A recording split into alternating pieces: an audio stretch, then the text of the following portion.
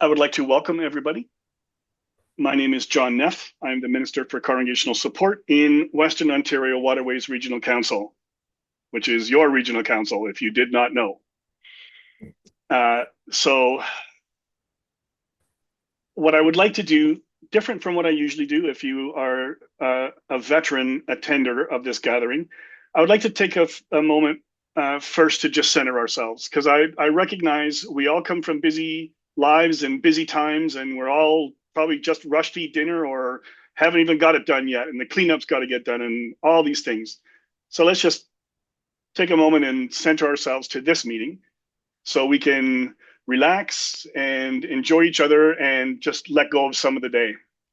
So what I would like to do is to take 3 deep breaths in and out and center ourselves, and then follow that with a moment of silence. So let's breathe in and out. And if you need to make yourself more comfortable, do so. And we're going to breathe in.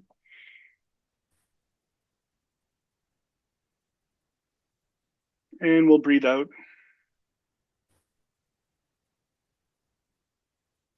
And we'll breathe in and hold it for a moment.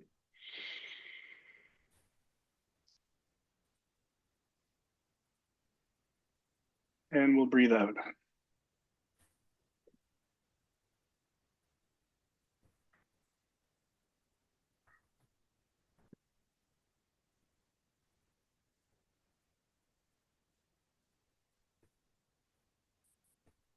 All right, thanks, folks. I hope that helped you as it helped me. Um, so this meeting is an informal gathering of regional reps from Western Ontario Waterways. Is anyone here for the first time? Just wave at 1, 2. Excellent. Okay, well, welcome. It's nice that you're here. Uh, our meetings are 1 hour, and they include information for you, a question period, time for a chat amongst yourselves. I usually try to invite a guest, if possible, or keep a theme to the gathering if possible. You are the regional council, and the hope is that through these gatherings you will get to know each other and feel a deeper connection within the regional council, and of course with me, your congregational support minister. This meeting is for you, and I'm open to discuss anything that you might want to discuss that might help you in your role, or encourage your role as you encourage and support the relationship between your church and regional council staff and the commissions. Sometimes we hear things like, well, the regional council, and I go, right, you're talking about yourself. Let's remember that first. So we are all the regional council. I'd like to acknowledge the land.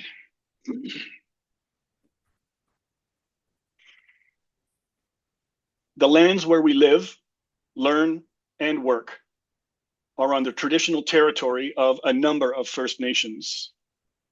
We acknowledge their stewardship of this land throughout the ages. The land holds the ancestral connections and stories.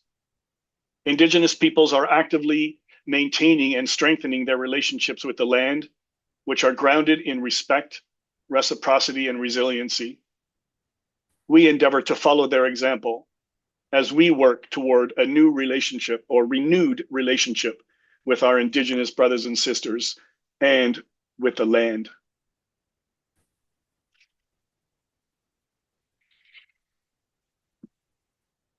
Fair warning for those who is their first time, I always tell a joke.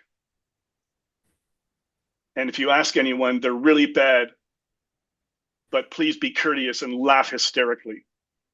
So I have 3 short ones today. A Sunday school teacher asked her children if anyone knew what the first commandment was. A little boy who was very sure of himself stood and said, "The first commandment was when Eve told Adam to eat the apple." Oh, little mix up on that one.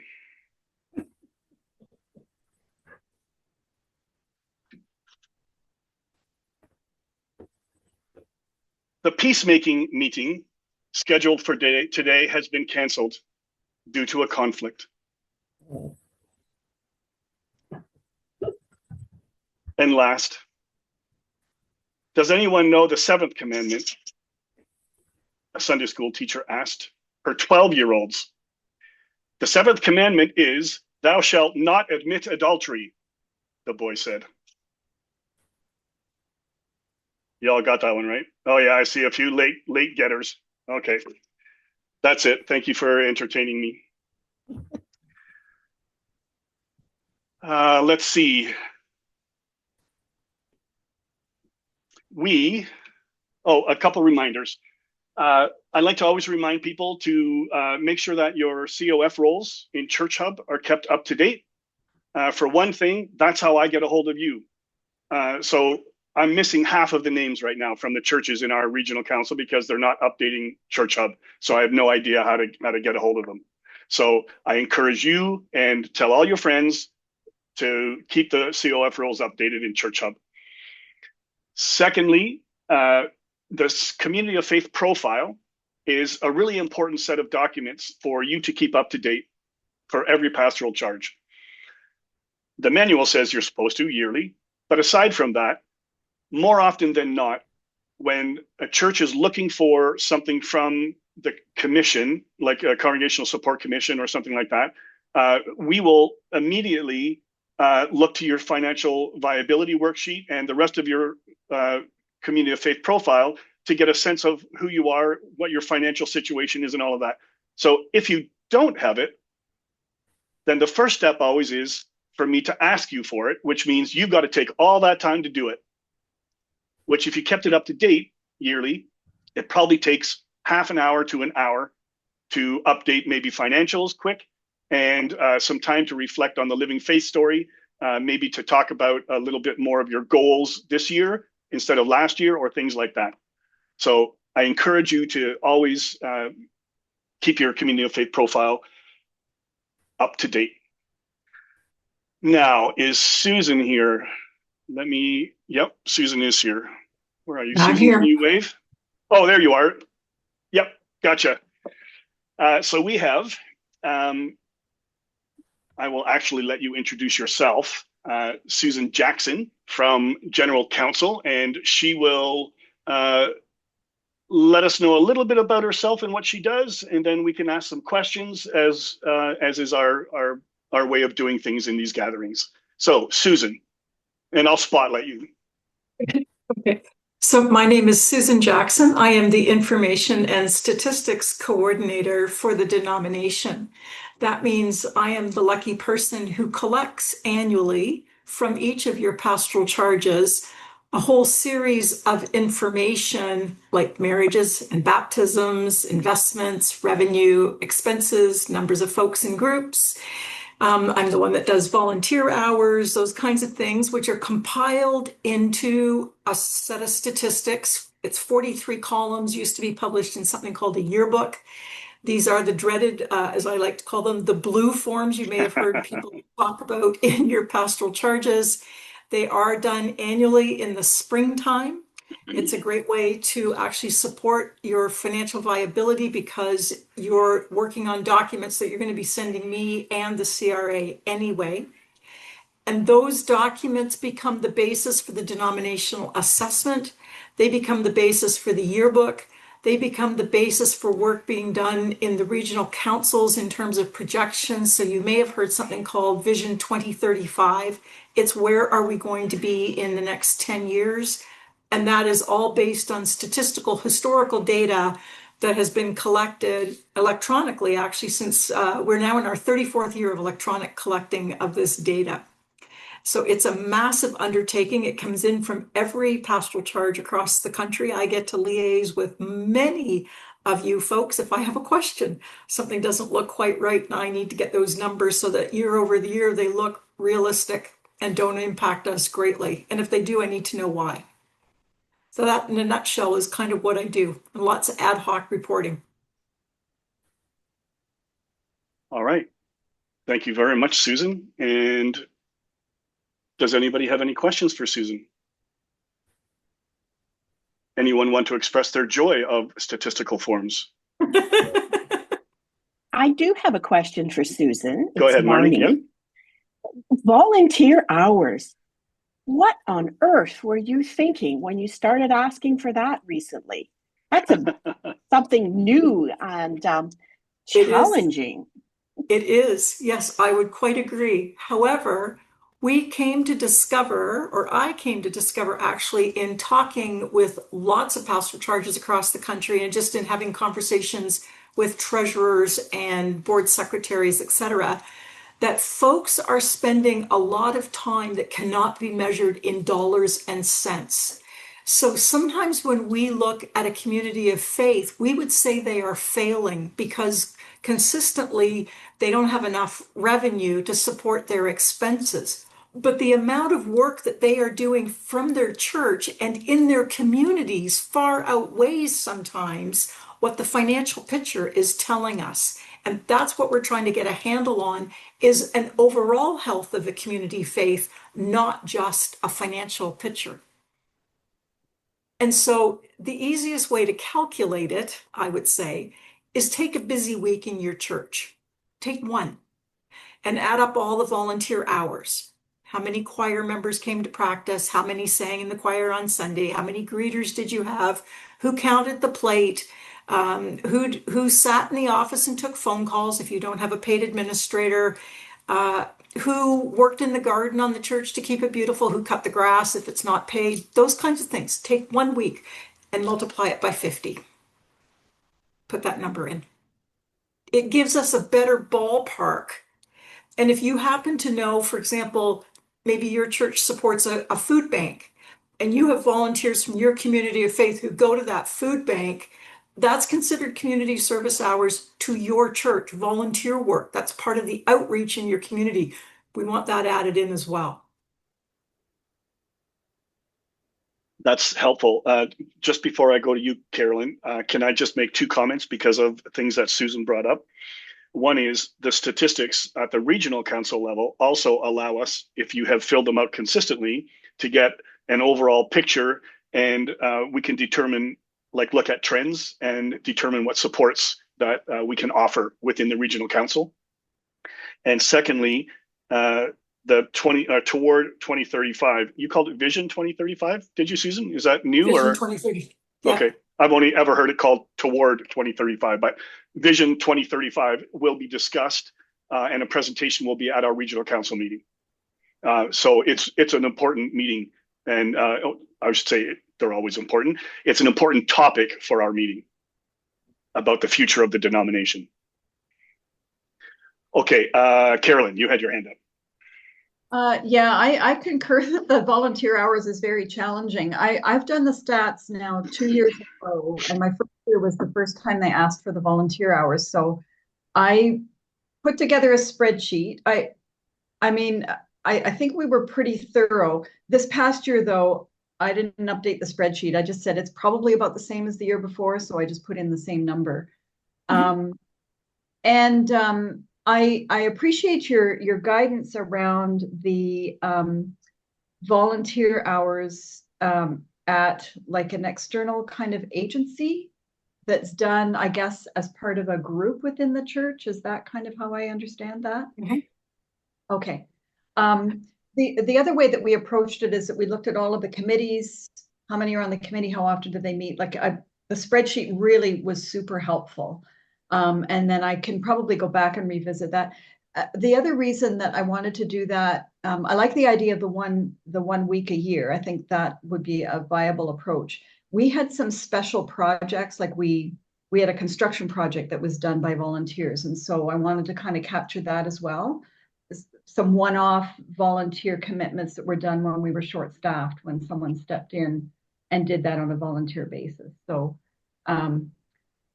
I guess I was looking for reassurance that our approach was, within the realm of something you would consider accurate enough without inflating it compared to other churches that might just be using a different approach. Right. And there's lots of different approaches. So I know of churches where they have a sheet, and every time somebody comes in and does volunteer stuff, they sign in at the office and they just add how much time and they do running totals. Every Mhm. church has a different way of doing it. One of the things that we have discovered in doing this is people are flabbergasted, and I use that quite liberally, at how many hours actually are being donated. Communities of faith have no clue how many hundreds of hours, thousands in some cases, are being donated by the bums in the pews doing a lot of different work. And people they just don't realize it. And to me, that should be a pat on the back, because some are really quite outstanding. It And was our councils should be going, well done, guys, because you've done amazing. it was a real feel-good story for us, and it was quoted at a lot of gatherings, like at our annual congregational meeting. It really was. We gave ourselves a pat on the back, and we valued that at, say, even $20 an hour. Like if we had to hire out some of this work, it was really phenomenal how engaged. It was a real engagement indicator as well. So yeah, so I see the value, and I would almost have to have a line for myself compiling stats. Yes. Yes, don't forget to add that in. Yeah. Okay, thank you on that. Thanks, Carolyn. Kate. Yeah, I haven't been involved in compiling the stats, and we seem to be talking about pretty tangible things. We've got some, people in their high 80s and 90s, and they're not able to do a lot of volunteer work, but they probably pray at least half an hour a day for the church and for the minister. And how are people collecting that information? It's volunteer time, and it's probably one of the most important things we do. You could ask folks maybe at your AGM, is there anybody doing that? Because those folks are gonna make an effort, particularly if you have lunch, to come to the annual general meeting. It's their one time of the year when they really do try to connect with the wider body of their own congregation. It's something you could maybe say, like, could we just have a show of hands? How many people are doing this? And you go, okay, we got 20 folks and they're doing half an hour a day. So it's 10 hours a day, and that's 70 hours a week. Multiply it by 50, you get 350 hours of prayer time. By 52. Yeah. I usually tell people that they're allowed to have 2 weeks of holidays. It's probably a more accurate number if you go by 50 instead of 52, because we all take some time off during the year. Brent. Thanks, John. Hi, Susan. Hi. A question for you. Is there a statistical report out that tells us how many volunteer hours are being put in by each of the different churches or by a region? Is that information There's available? nothing being reported currently. It's being used by the executive as a piece. However, I can supply John his volunteer hours for the 2024 statistics, which is what we've just closed, for Western Ontario Waterways. That's a report I can pull. Okay. It'd just be kind of interesting to see what the volunteer hours are for some of the number of churches that are in our area. So I make a note and pull that, John? Yes, please, Susan. I'm an accounting person, so that's why I'm asking.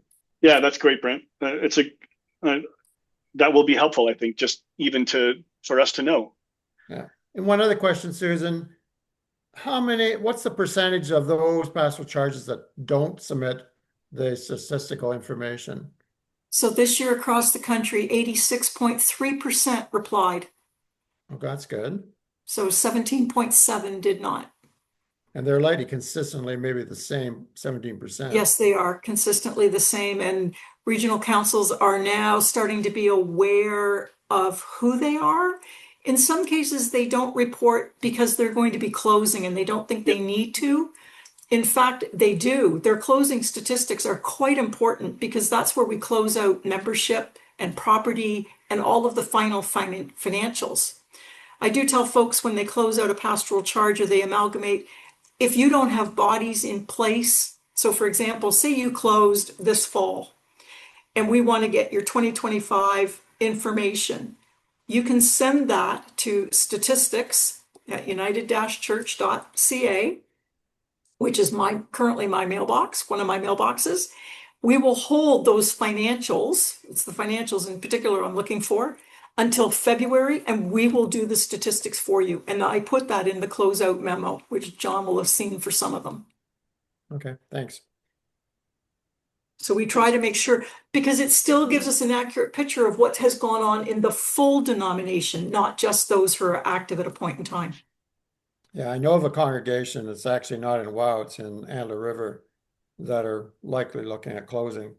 And the question, I'm not sure they've sent in their statistics form for even 2024. I don't even know if they did 2023. And if you don't, so I have a program that I have IT run that your previous year's information is rolled forward Okay, because I still have to calculate a denominational assessment.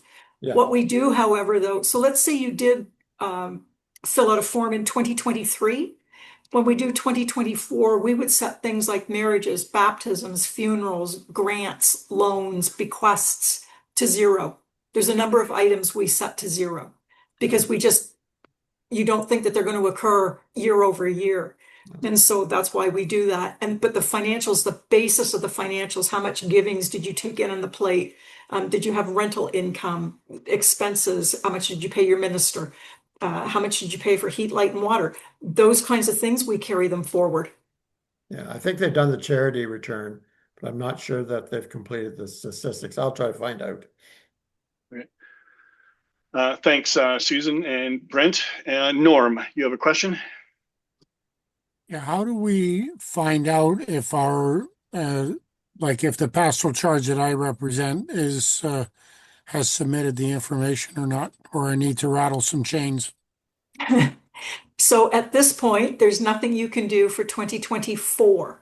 I've already closed it and I've done all of the reporting. So at this point, I won't change numbers because it's a rather massive set of reports that I build and it goes in the yearbook.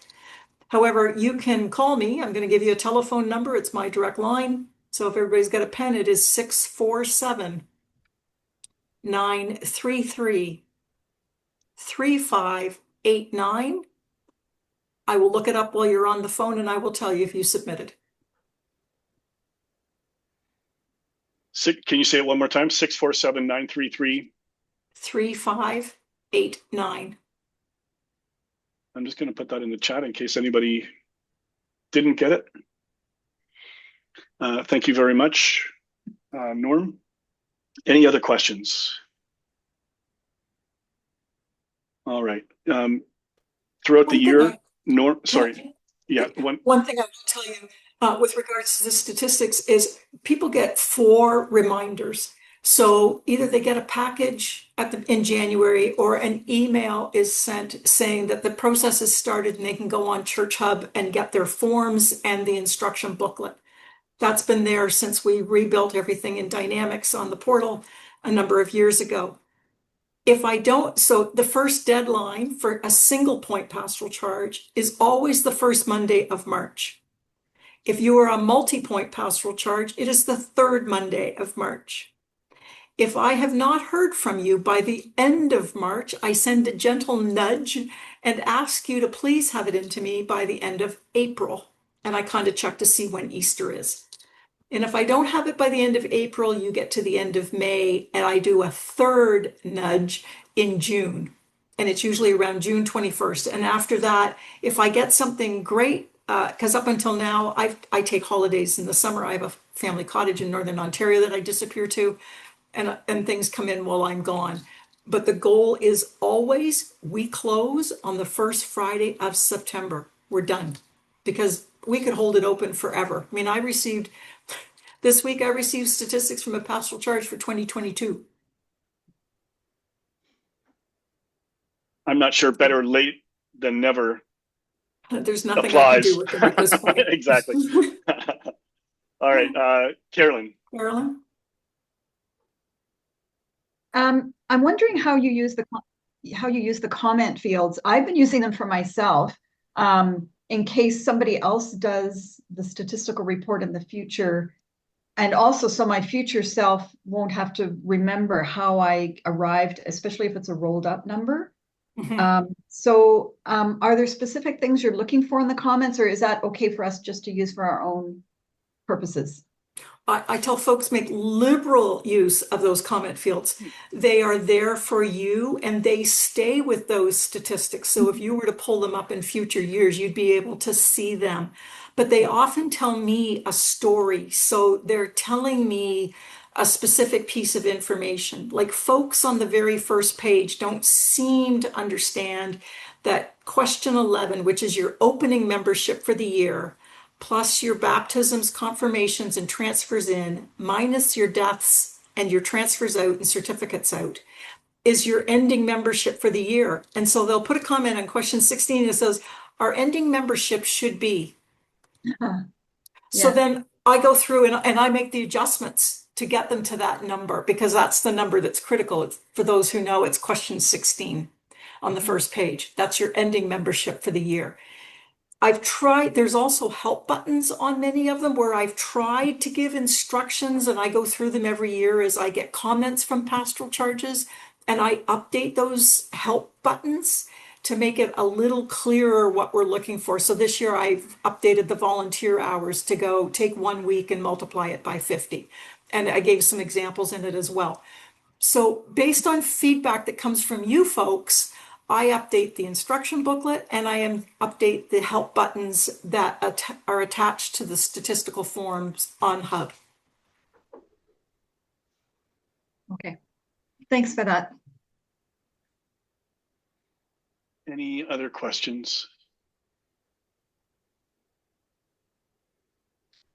All right, then. This has been excellent. I even learned things, and Susan and I talk periodically. Well, actually, sometimes with frequency, depending on what's going on.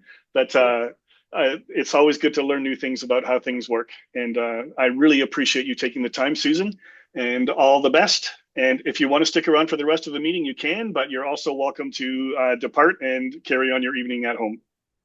I think I will, because the Blue Jays are playing. Oh, there you go. All right. Thank you very much, Susan. Appreciate it. Thanks so much. Take care, folks. All right. We are at almost 7:30. So we have time for breakout groups. So I'll send you off. How many are you here? 21. That's me is 20. So you want 5 per group? Does that sound good? And just chat amongst yourself about, get to know each other a bit, talk about things that are related to your churches and your role. And we'll come back in 20 minutes, leaving 10 minutes to sort of do a debrief and hear anything that you want to talk about based on your breakout rooms. Sound good? All right. Welcome back, everybody. And what great insights and stories do we have to share? Anyone? I got a question for you, John. Sure. If 2 communities of faith would like to combine, Okay. does WOW have to approve that? The current situation is one has a full-time called minister, and we're looking at become vacant near the end of the year. Okay. If we combined with that person, that community of faith, does that person have to be called to the new community of faith or just to ours? So when you say combine, are you talking amalgamating?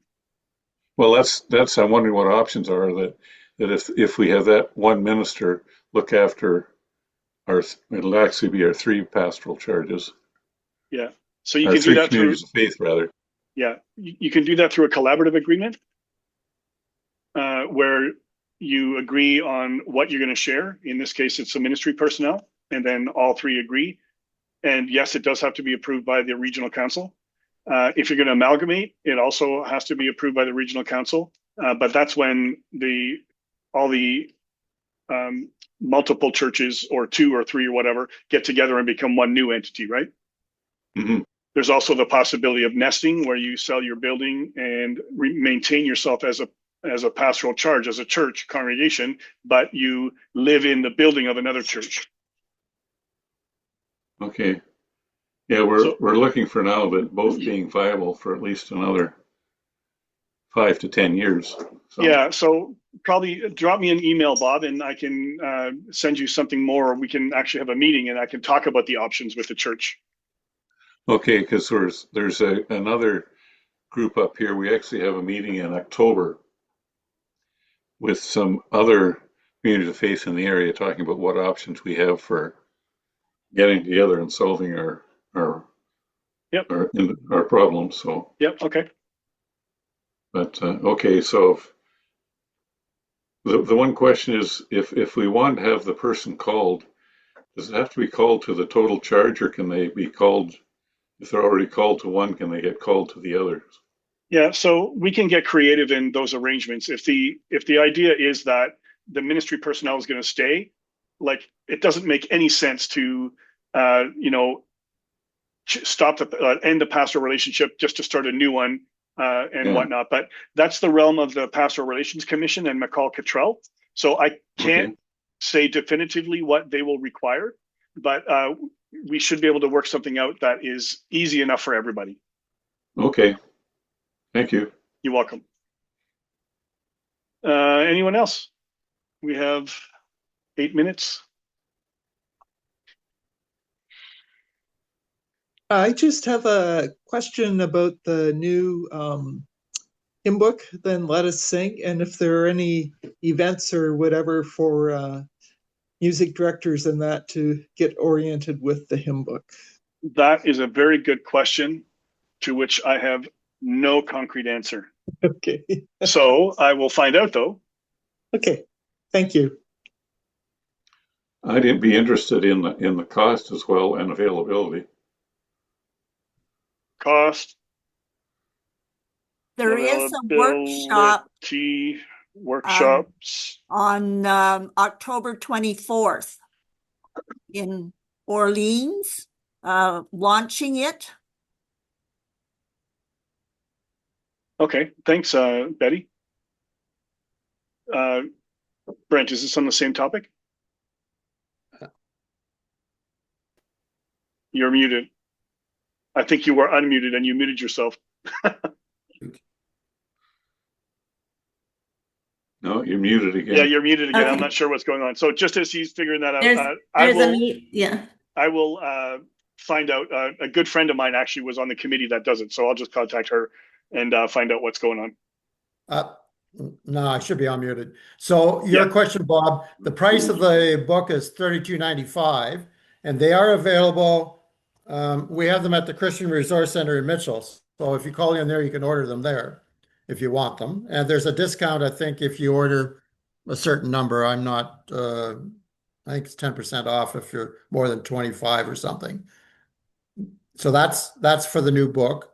There's also the accompaniment book with it, which is more for the organist, the pianist. It's a little more expensive, but you can get them from the Resource Center in Mitchell. Now, as far we have our service go out on YouTube. Do we need a new license to cover the music in this new book? There are license requirements if you're not using the book. And there is no, my understanding, there's no CD like there used to be with Voices United. So if you are publishing or using those pieces, you do need some type of a license, I believe. Yeah. Yeah, because we project all our hymns onto our screens and Okay. Yes, I would recommend the person in our region staff who knows everything about the licensing is Michelle. So if you talk to her, she'll be able to let you know, and she probably already knows about the Come Let Us Sing, is it called? That's right.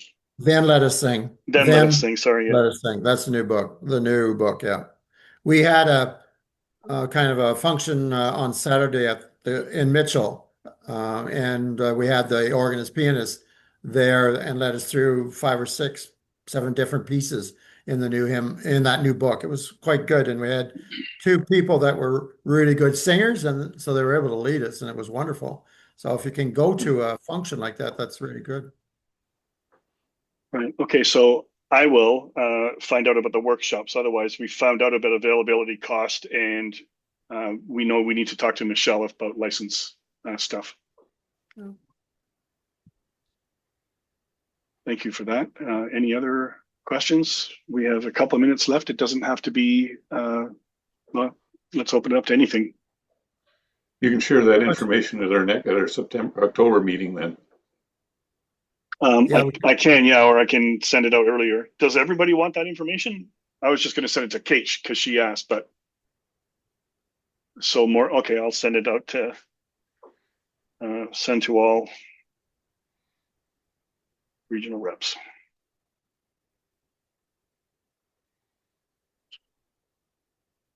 Okay. I'd like to Marnie. invite. I'd like to invite everyone to our church, Thamesview Fullerton, on Sunday afternoon at 2 for our covenanting service for our new minister, Reverend Young Saw. And it's going to be a wonderful afternoon, and we're so very happy and blessed to have her with us. So that's Sunday at 2 at Thamesview in Fullerton. Great. Thank you, Kate. Marnie, you have your hand up? Yeah, if there's nothing more urgent from anybody, I was wondering if you could give me a couple of minutes on this Vision 2035.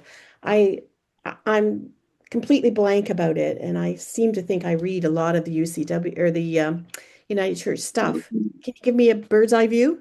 Yeah, so this is a project that General Council has taken on to sort of forecast what the United Church of Canada would look like in 2035 based on the statistics that, how far back did they go? 2025 to, might be 2010 or earlier, I can't remember, but they took a whole chunk of statistics and then they forecasted what that would look like to 2035.